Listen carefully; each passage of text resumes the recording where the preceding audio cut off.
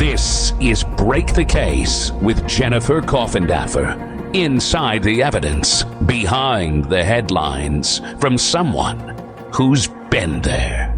Here now, Jennifer Coffindaffer. True crimers, welcome to Break the Case. I'm your host. I'm Jen Coffindaffer. I wanted to come live today, sort of last minute, because of the big breaking news late last night regarding Travis Decker. As you know, this platform and also, of course, Twitter/X, we have followed this case from clear back in June when 3 little girls were murdered purportedly by their father, particularly Evelyn, Olivia, Payton. They were suffocated. That was determined to be the cause of death. Specifically, plastic bags were put about their heads. Zip ties were used. In some cases, more than one plastic bag was used, and they were suffocated. This is one of these cases that I think for anybody who follows domestic violence and domestic abuse, which is a big point of this platform, really one of the main reasons we're here, and that I know many of you are here, it's because it's to bring awareness. And specifically in this case, I wanted to point out that Travis Decker, his wife, fought so hard to keep him away from his children. She talked about his volatility. She talked about the fact that he was violent. She talked about her concerns over him having any sort of visitation. And look at where we're at right now. It's just horrible what happened to these little girls over 3 months ago. And I think it's important to point out that in these cases, oftentimes judges might perceive this as just some vindictiveness by the spouse that's fighting against visitation. I think they use their own personal information or personal background if they've had a divorce and had trouble with custody issues, and instead of looking at the factors that were really presented. And at the end of the day, and I know I seem to be on this huge monologue almost about judges and how judges are not checked and how judges often are in their position because of politics. They're often in their position and they're not deservedly in their position at all. When you look at Irina Zarutska, who was attacked on a Charlotte light rail, murdered viciously, 3 strikes with a knife. It was so premeditated. The whole process, when you watch that film, is so slow, and murdered right there in broad daylight for many to see and watch.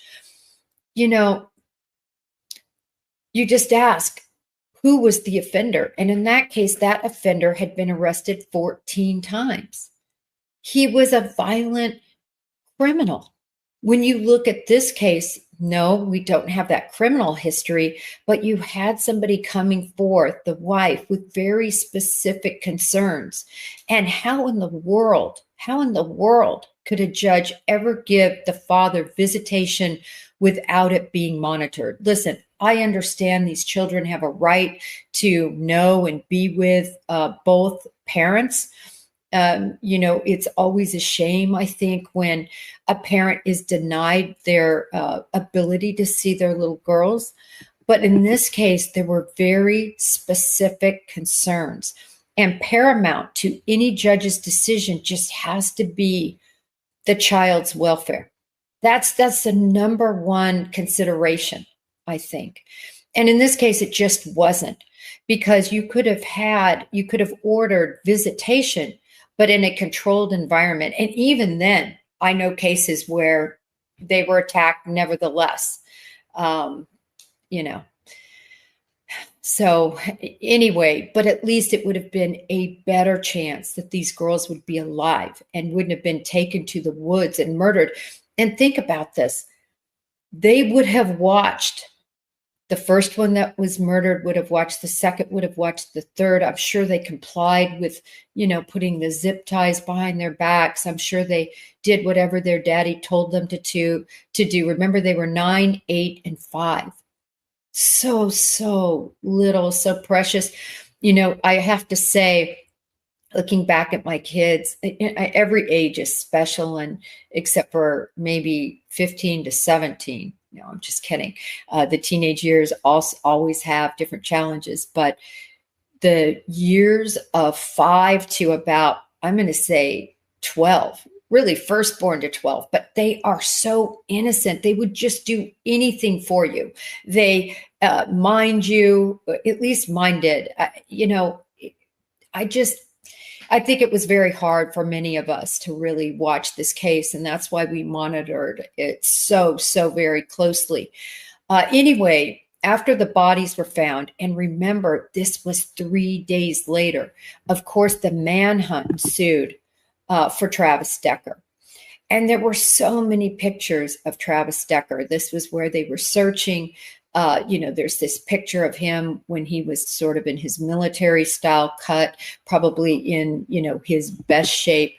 But the latest picture that was released, and I think this picture is the most accurate, is this. This was Travis Decker. This was the Travis Decker that likely looked his little girls in the face, and that they had to look in the face as they were being suffocated. And sadly, and I don't want to get too graphic, but it takes a while.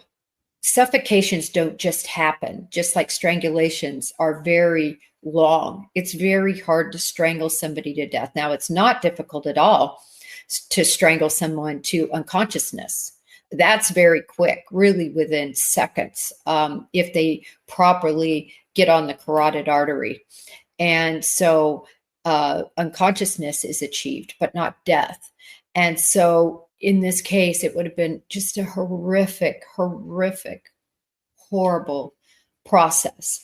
What I found interesting, and again, I want to caveat this by saying, and even though I know I tweeted he's dead, the reason I said that is law enforcement is saying they believe it's him, but he has not been proven to be him via DNA or teeth. So that's when you know you have an absolute identification of someone. So I'm going to caveat that it, you know, they're waiting on that. But listen, his clothes, his other items were there. And so they're very sure it is him. Also, it was, his remains were found just 1 mile, everyone, from the site. That's all he went. 1 mile is about a 15-minute walk, probably in those conditions, 10 to 15. You know, he was former military, very well trained, used to going through, you know, wooded environments.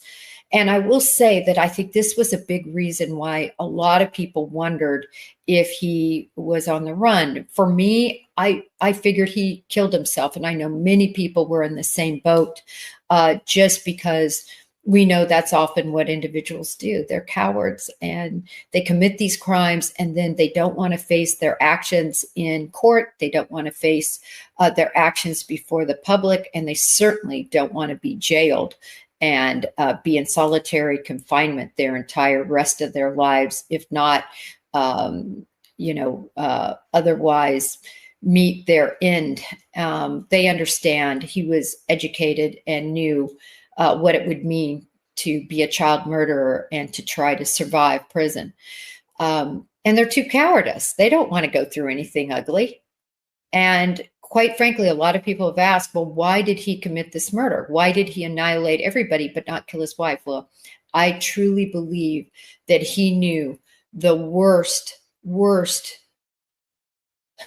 thing he could do to harm his wife and to make her have a lifetime of sadness, of regret, of pain would be to take those little girls from her. I think he wanted her to live and wanted her to know the pain that he inflicted.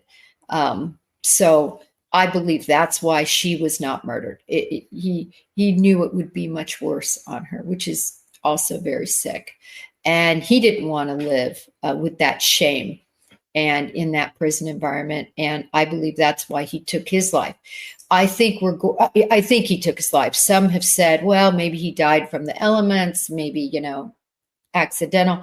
That's not my belief. We'll see if I'm proven wrong. I think we're going to find probably a gunshot wound to the head, but we'll see. We'll see what is determined. If he took, some sort of drug or pill, cyanide, something like that. I think we will find those answers out. That might take a little longer, but I think they're going to probably within the next day or so confirm via DNA or teeth that it is definitely Travis Decker, but all indications say that it is.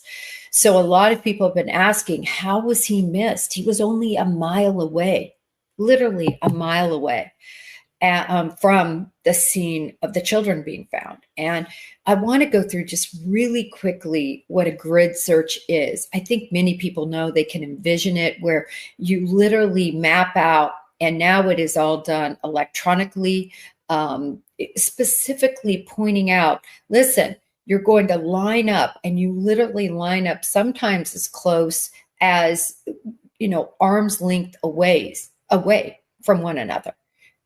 Maybe a little bit further than that, but it needs to be in your line of view where you're able to scan everything in your grid, and you're walking in this formation, if you will. It can be huge, like when the space shuttle went down and the FBI was responsible for collecting space shuttle pieces, body parts, clothing, anything that showed that the space shuttle went down. And you have to walk that so you can see and identify everything in your area. Now, why did this fall apart? Because it was only a mile, and not to be critical, but if this were 10 miles away, several miles away, I could see it, it becomes more difficult. And certainly this was difficult. I don't want to say it wasn't, but essentially when you go in each direction, a mile out in a grid, and remember, you had all the federal agencies were there. You had National Guard that was deployed to help with this search. Washington State, they got this special funding to get the Guard in. And I know that they're not trained per se, and I always say this because a lot of sleuths, and I love the sleuths, by the way. So I'm not going to mouth the Twitter sleuths, because I actually really respect many of them and the work they do. But where I have seen certain people that I don't respect, and I won't point them out, that are in search and rescue and private eyes and all of this, they say, oh, only if you're trained, you should ever be on this. Well, it's garbage when they say that, because law enforcement has historically, before individuals ever became search and rescue people in the last couple of years to promote their platform, you search, you need help, you need eyes, you need numbers to get more area covered quicker. And as long as an individual has decent eyesight, is very mobile, and is committed to the mission, people can well search. Let me tell you where this broke down, though, because this wasn't even necessarily private citizenry. As I said, this was military, and this was law enforcement, all the law enforcement agencies. This was hundreds of people. And over the last 3.5 months, they've been searching. How did they miss it? Well, this is the problem that's posed when you're in a place like the mountains where he was.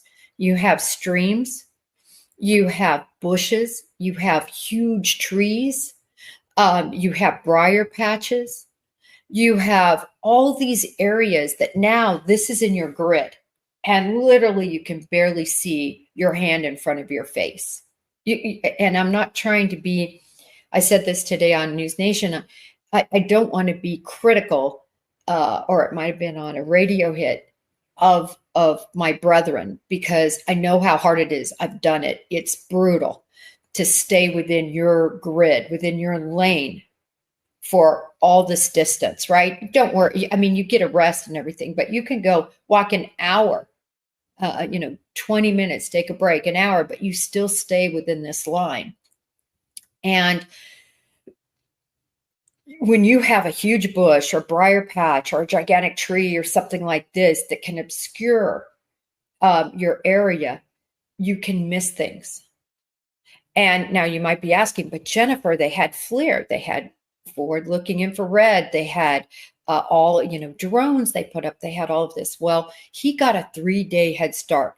My belief would be that right after he murdered his little girls, Olivia, Payton, and Evelyn, let's not forget those names. Everybody knows Travis Decker's name, that he likely took his life right there, walked about a mile away and took his own life. And so now you have 3 days that the process of decomposition is going on. So now the body temperature, within about 24 hours, your body temperature has gone way down. And even though it was June, the nights are not particularly as hot, and his body temperature had gone way down.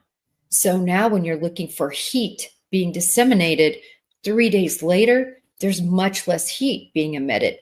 The heat actually comes from the bugs that take over the body and start working to eat and decompose the body. That's where actually there still is some heat. And that can go on for up to 2 months, believe it or not, for the bugs to eat everything up and for it to be gone. But the infrared that was used by law enforcement to try to find Decker's body would have been severely diminished by the fact that if he did kill himself right after he killed those girls, there was 3 days time. And that body would have already been much decomposed. And even though, like I said, it could pick up the bugs, it's also picking up other animals, and the forested areas have so many animals and so much heat being disseminated that it would be very difficult for a FLIR to find Travis Decker deceased for days.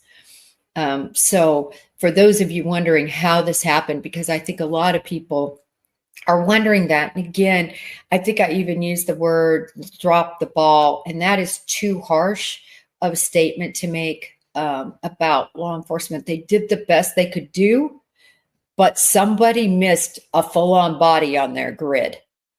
That's just bad.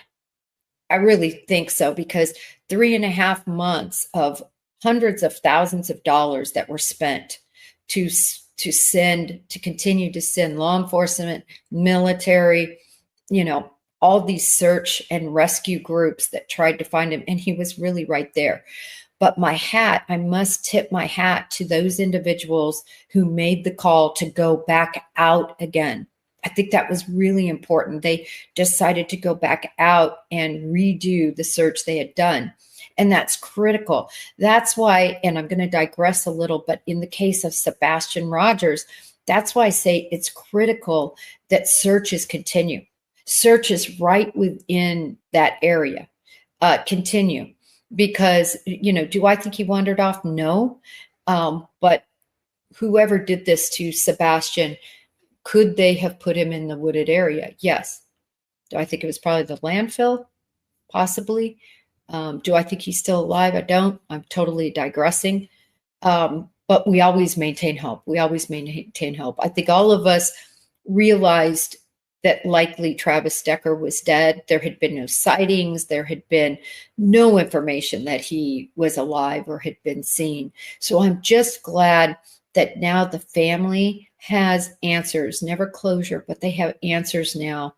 And they cannot, his wife, I would guess, every night just lived in total fear, probably locked up with alarms everywhere, cameras, fearing that someday he would come after her, because the hate he had to have to kill his girls just would be so strong against her. But anyway, I think we have some, not closure, we have answers in this case finally. And I really appreciate everybody who is on here now. I know it's 10 in the morning. I appreciate you all. Tonight is Friday Night Lights. And so whenever you have Friday Night Lights and you have a high school football player, you are entrenched in that. This game is a few hours away. So there's some travel involved. And then I do the little help out with the little, lunch and meal, the pregame meal. Before, for any of you who have kids who don't do that, you should do it. It's hilarious in this particular environment, this football, they're not even allowed to talk throughout their entire pregame meal. That's how strict this coach is.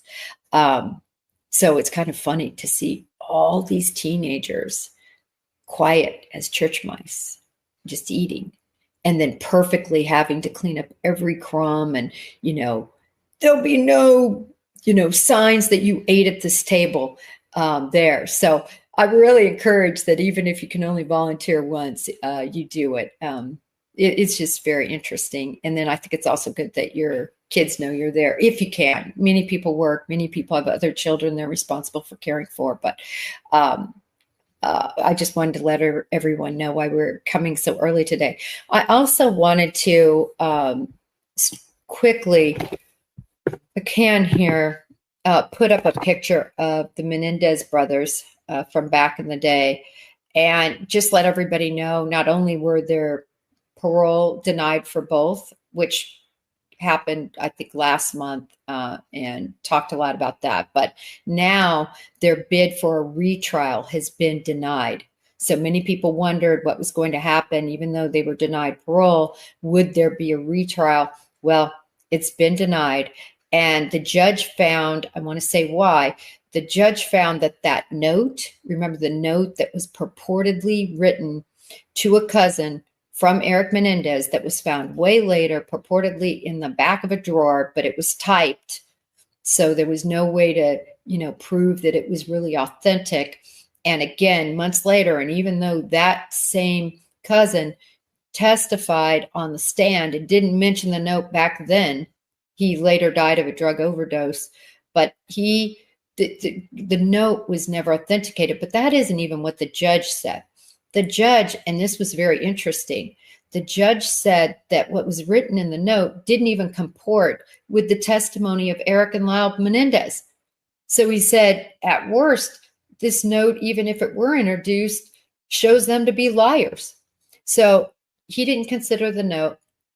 And then the Menudo band member remembered the parents, particularly Jose Mendez. His story was he came from Cuba, a refugee and an immigrant, and he built from nothing. I mean, it was literally like a Scarface situation where you come here and you're, a poor migrant working, I think, as a dishwasher, if I recall straight, not only for Scarface, but for Jose Menendez too. And I believe that he, he just worked his way up and ended up being a multimillionaire, kind of a mogul in Hollywood. And particularly, he produced and managed one of the things he did was Menudo, the boy band that some of us remember. And one of those members came out and said, "Listen," and I'm not even going to say his name because to me, he did it to be famous because he was approached about doing a show about Menudo and about himself. And one of the caveats, I think, or at least one of the areas they were going to delve into, he said, "Oh, and by the way, this is 30 years later, I was sexually assaulted by Jose. He took me back to his house and sexually assaulted me." Okay. I never bought that. It was way too much later. It had never been mentioned before. The whole thing, to me, it struck me as being contrived because of when he came out, not only the distance in time, but also this project he was working on to do either it was a show or a movie or, a docuseries, something like that. And so it just seemed all too convenient. In any event, the judge ruled on that and said, listen, that had absolutely no impact. In other words, they wouldn't have known about this. No impact on the decision of Eric and Lyle to murder their parents. And he also pointed out the premeditation of it all. They had to buy ammunition, and they had to buy a gun. It was California. It was difficult. They had to go to multiple places. They had to stash these weapons. They had to, and they did come up with an alibi, 2 different alibis, actually, completely premeditated, and then went in. They ambushed their parents, by the way, who some say were asleep as they kind of watched TV. They eaten ice cream, dozing off. Whatever the case may be, they were completely ambushed. Jose shot in the back of the head and shot 6 times with a reload. The mother shot 10 times with a reload. In other words, they went back out to the car after they exhausted all their ammunition, reloaded it up, and went back and shot them even more. The mother was crawling on the ground. For those of you who don't know, she was hit, but she was alive. And they took a gun to her face. So her face was obliterated. Then they went on a cash spree, a spending spree. They bought real estate, cars, watches, drugs, lived it up using some ridiculous amount of money in a very short period of time. I have that figure somewhere, but I don't want to throw one off the top of my head. But it was a lot. The number that sticks in my head is, well, I can't remember the number, tens of thousands of dollars. That I know for sure. I don't think it was $1 million, but tens of thousands of dollars that they went on this spending spree. They were very free. Their actions afterwards were ungrieving. They admitted the murder to a therapist that they had always had, apparently, and then threatened the therapist. The therapist was so afraid of his life, he took his tapes and brought them home. He recorded everything. And he was very upset because it was his lover that actually turned in the situation, because he had an oath as a medical provider that he could not go to law enforcement. And it was actually overheard by his lover. He was having an affair and made her angry. And so, nothing worse than a woman scorned. And she turns him in. And, now he's worried for his life that these guys are going to come kill him. But, they ended up arresting them, and the rest is history. So anyway, no parole, at least for now. They get a revisit in 3 years, I believe it is. It could be 2. I need to look back at California law. Each one is different, but I think they have to wait 3 years to come back before the parole board. I just wanted to touch base on that because it was kind of a loose end we've left dangling. So they're gone forever, at least for the foreseeable future. The Menendez brothers will be locked up. And forever, it seems Travis Decker is gone. And while he won't have to face the justice I think most people would want to see him face, to me, I determine justice by what they don't want.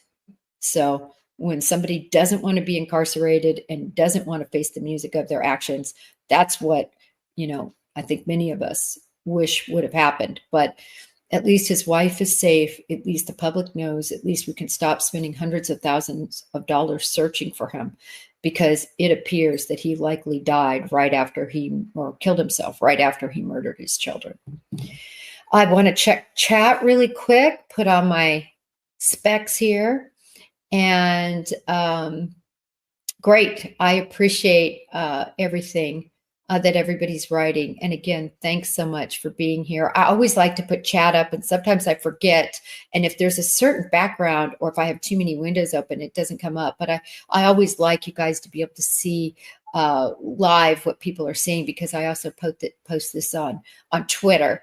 And so they're not in the chat, but they're watching simultaneous. So for everybody who came at 10 o'clock in the morning, I know it's so early. The West Coasters might not even barely be up. But for those over the pond, I'm so glad to have you here. Many people have said, can't you do anything in the morning? Can you do a couple segments in the morning? So I don't know if they got the word, but we're here for you across the pond too with this 10 o'clock segment. And just going to keep these girls up on stage. Evelyn, Olivia, and Payton, their lives were snuffed out too soon. Lord knows what all they would have accomplished. And Travis Decker has met his end, I believe. And I'm not sure justice was exactly served, but the case is over. So until next time, everyone, may justice be served.